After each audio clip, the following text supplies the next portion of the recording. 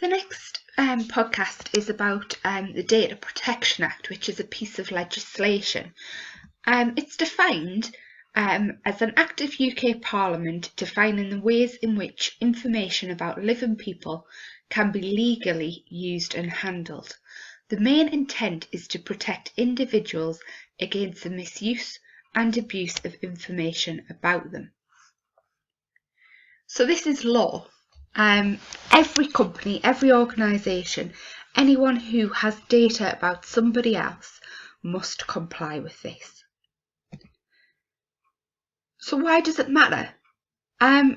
Just this week, it was in the news that 3 had suffered a data breach, and it hit 133,000 customers, and that's an article from this week.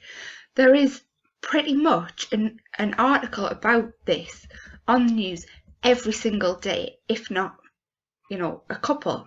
There are loads of high profile ones, and I'm not going to go through all of them, but I will show you a slide towards the end of some that might be worth having a look at. So most of us hand over data all of the time, and most of us don't even think about what we're handing over. If you call a company, say your phone provider, to discuss your package or extra charges or whatever, they ask you to confirm things about yourself. That's handing over data. It can be used for legal and illegal purposes. There isn't anything wrong with giving your data to companies, as long as they're using it properly. Whereas some people and some organisations use data for illegal purposes. Sometimes these are multinational companies who aren't actually trying to defraud you, they're just breaching the Data Protection Act, which means it's illegal. Data can be very valuable and can easily be exploited. To get somebody's name, address and date of birth allows you to do all sorts of things like clone their identity. So actually the selling of data is a really big business and it can be easily exploited. You can use very small amounts of data about people to have massive consequences. Data must be about you. It must identify you. So your name, your address, your date of birth, they're 3 things that could be put together to form a profile about you as an individual. I've put a link to another video in the YouTube playlist that this video is in. That'll help you understand a little bit more about actually what constitutes as data. So the Data Protection Act has 8 principles. It's based around 8 principles. The first one states that personal data should be obtained and processed fairly and lawfully. Okay, so it must be got in a fair way and a legal way, and it must be processed fairly and lawfully. You have to be told that the information is being collected about you. So some way a company must inform you, whether that's they tell you directly or they have a sort of policy there that you can read. You should be asked to give permission for your information to be collected. When you're filling out forms, you often see this as a checkbox option if you're filling out a form, and it used to be to opt out of having this data stored, tick the box. Now it's more likely to be you opt in. So if you want your data to be stored, tick this box. So they can't presume that just because you filled out a form, you're happy for them to keep your data. You should be told why it's being collected. That could form a statement at the top of a piece of paper or a web page, or it could be within the terms and conditions. And you would check a box to say that you have read those terms and conditions. And if you didn't, that's your fault. That's not the company's fault. They're telling you that you should. And you, by ticking the box, are confirming that you have. So they can't be held responsible if you didn't do what you were supposed to do. They need to tell you what your data will be used for. So again, that is usually within those terms and conditions. So the two usually come in together. Some data is more sensitive than other data, and it's whether this is needed is whether it should be collected and kept. For example, your health data, it's relevant in some circumstances, but when you stop being a customer with them, they don't need to keep that anymore. Whereas they need to keep records of your name, date of birth and address to identify you as a previous customer, they don't need to keep all the rest of the data they have about you. Principle 2 then is personal data shall be obtained, only for one or more specified and lawful purpose. So again, this is indicating that you have been told why your data is being collected, and it can only be used for the purpose that they have told you it will be. It's no good them then saying that, we've collected it for reason A, but then we can use it for B, C and D. They're not allowed to do that. Using it for secondary purposes will be seen as breaking the law, and the consequences that go with that could be applied. You've given them permission to use your data for reason A. You did not automatically then give them permission for B, C and D. Principle 3 then. Personal data shall be adequate, relevant and not excessive. This means that organisations can only collect what is needed. For example, if you're filling out your car insurance, they can ask you general questions about your health because it might impact on whether you're allowed to drive. They ask your name, your date of birth. They can't ask you how tall you are, what you weigh, whether you've got a brother or sister. It doesn't matter to them. Anything extra isn't permitted, and some organisations will try and get more information. Therefore, it becomes your responsibility to know what's being collected and why. Because if you're being asked for excessive information, you don't know unless you know why they're collecting your data. You can't decide whether it's excessive. And as I've said before, when you leave a company, they have to get rid of some of your data. It's important that they keep for their records and for your benefit that you were a customer. And that should happen for a little while. But then they only need to really know your name, address and date of birth to identify you. So they don't need anything else about you, and they must get rid of that. Principle 4 then is personal data shall be accurate and where necessary kept up to date. It's their responsibility to ensure that your data is accurate. You might have found that in school, your parents or family members get asked to check your data collection sheet to say, just to double check, this is your date of birth, these are your parents' mobile numbers.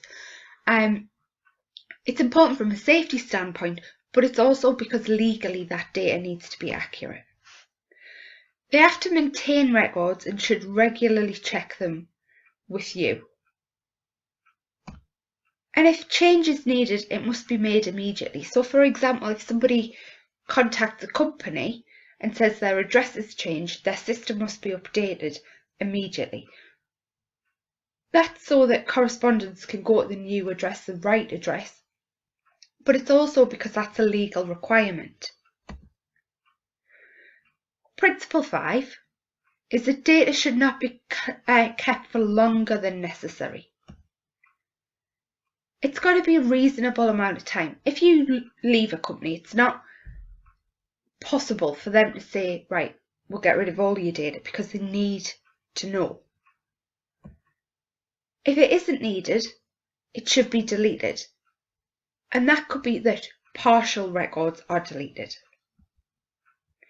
A good example of this is if you apply for a job and you don't get it, they should get rid of your information safely. They can't store your information. They could potentially keep you on file briefly in case another position opens up, but that shouldn't happen for a very long length of time. Principle 6 then is that data must be processed according to the rights of the data subject. In essence, this means your data is yours. It belongs to you. You have the right to see your data at any time. There are exceptions to this. I'm not going to go into those because they're not really relevant in this context, but you have the right to see your data. If it's wrong, you can request that it's changed. And you can ask that your data is deleted if you don't want the company to have it any longer. That is your right. Again, there are some exceptions there. Security measures must be taken to ensure that data is not accessed without authorization. So Principle 7 means that your data must be kept safe. Companies must ensure that hackers can't get your information. And levels of access should be set up so not all employees can see your data unless they need to. That means that basically a low-level employee might only be able to access names and phone numbers, and then more information is available the higher up the organisation you go. And data should be protected from accidental loss too. Principle 8 is that personal data cannot be transferred to a country outside the EU unless it has similar data protection laws. So this ties in with information being kept safe, and that data should not be transferred. And if it does have to be moved, it's got to be within the parameters set out by the Data Protection Act.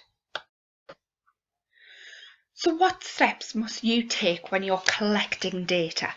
Okay, the steps that you must take when collecting data are different from the steps you need to take when you are storing data. And it's really important that the differences between these two things are fresh in your mind. You should only collect what you need. Only collect the data for the purpose you've stated. Seek permission to collect the data. Confirm the terms of use. Ensure the data you're collecting is correct to the best of your knowledge. And make sure your connection method is secure. It's particularly important if you're collecting online. So those are the things that are important when you're collecting the data at that stage, just when you're going out and initially getting it. Now we're looking at what steps you must take when you're storing data. So the steps that you need to take when you're storing someone's data are different from the steps that you need to take when you are collecting someone's data. You must make sure that the data is stored securely, so you must have appropriate protection both internally and externally, because there are threats from both those sources. You must store it in accordance with the Data Protection Act in terms of place. And you shouldn't pass the data on to other people. You're not authorised to do that. And you should keep your records up to date at all times, to the best of your knowledge. So there are consequences for breaching the Data Protection Act, and the two that really apply here are monetary penalty notices, so these are fines of up to £500,000. The other one is prosecutions. There can be possible prison sentences which can be given. That's what can happen from the body who regulates the Data Protection Act, but individuals can also sue organisations if they do not protect their data sufficiently well. There are other possible consequences, but really we should be focusing on fines and prosecutions and the possibility of being sued. The other ones aren't generally going to be relevant in our context. So here we're looking at the January 2015 question paper. Question 8 focused on legislation, and in this case 8A was state the act that controls the storage of personal data. A relatively straight 1-mark question which requires you to simply answer with Data Protection Act. The examiner's report says that A had a wide range of responses, indicating that the legal aspects of the course still require further teaching. So it's clear here that people didn't really understand that they were just asked to write Data Protection Act. I suspect that what might have happened was many wrote some waffle about laws that are there in general, rather than being very specific and just saying Data Protection Act. So looking at 8B and 8C, they say they're two very similar looking questions, but they're very different. So B says identify 2 steps that youth must take when collecting members' data. So B is about collection. C is identify 2 steps that youth must take when storing members' data. So you know that you're being asked 2 different things. One's about collecting, one's about storing. So B, 8B, collecting data. Possible suitable answers included these ones here. Only collect data that they need, collect data for the purpose stated, seek permission or confirm terms of use, ensure data is correct, ensure the sign-up registration page is secure. Okay, because in this case, looking at that bottom bullet point, we're talking about the collection. So this is where we're talking about the method of collection being secure. And you can see in the guidance there that it says this is about collecting data, not storing data.